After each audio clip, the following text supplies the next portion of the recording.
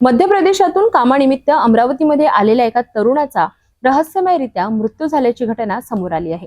आपल्या कंपनीच्या कामासाठी आलेला हा तरुण एका हॉटेलमध्ये मृतावस्थेत आढळला। या घटनेने परिसरात आणि त्याच्या सहकाऱ्यांमध्ये शोककळा पसरली आहे। नेमकी ही घटना कशी घडली आणि पोलीस या प्रकरणी काय तपास करीत आहेत जाणून घेऊया।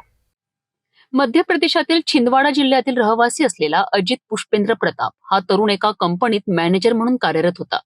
कंपनीच्या महत्वाच्या कामानिमित्त 20 ऑगस्ट रोजी तो अमरावतीमध्ये आला होता। त्याने हमालपुरा परिसरातील श्रीहरी हॉटेलमध्ये मुक्काम केला। सर्व काही सामान्य असताना सकाळी अचानक ही धक्कादायक बातमी समोर आली। सकाळी 10:30च्या सुमारास अजितचे सहकारी त्याला भेटण्यासाठी त्याच्या खोलीत गेले। दरवाजा उघडताच त्यांना तो मृतावस्थेत आढळला। तात्काळ त्याला जिल्हा सामान्य रुग्णालयात दाखल करण्यात आले, परंतु डॉक्टरांनी त्याला मृत घोषित केलं। डॉक्टरांच्या प्राथमिक अंदाजानुसार हृदयविकाराच्या तीव्र झटक्याने त्याचा मृत्यू झाल्याची शक्यता आहे। अचानक घडलेल्या या घटनेमुळे कुटुंबावर दुःखाचा डोंगर कोसळला आहे।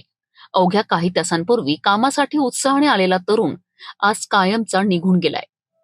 राजापेठ पोलीस या संपूर्ण प्रकरणाची कसून चौकशी करीत आहेत। अजितच्या मृत्यूमागचं नेमकं कारण शोधण्याचा प्रयत्न पोलीस करीत आहेत। कंपनीच्या कामासाठी परक्या शहरात आलेल्या एका तरुणाचा असा अचानक मृत्यू होणं ही खरंच दुर्दैवी घटना आहे। डॉक्टरांनी जरी हृदयविकाराचा झटका हे प्राथमिक कारण दिलं असलं तरी पोलीस तपासातूनच या मृत्यूमागचं खरं कारण समोर येईल। या घटनेने त्यांच्या कुटुंबियांना मोठा धक्का बसला आहे।